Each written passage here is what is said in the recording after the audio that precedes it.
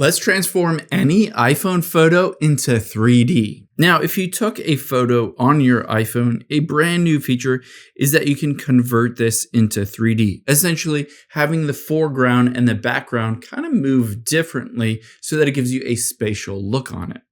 Now, to convert any of those photos, you'll be able to see I'm on this photo. At the top right is a little hexagon with an image on it. I can tap on that and it converts it to 3D.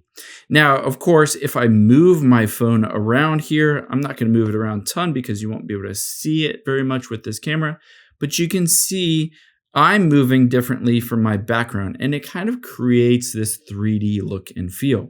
This is a brand new feature, and you can set this as your wallpaper as well. You can turn on the 3D effect. To do that, we can hop out here. Keep in mind, when you do hop out, it just goes back to the original image. It doesn't keep that 3D feature, but we can tap on the share icon. And instead of sharing it with somebody, we can choose to turn it as a wallpaper. You'll be able to see above add widgets is again this pentagon. I can tap on it and it says generating spatial scene.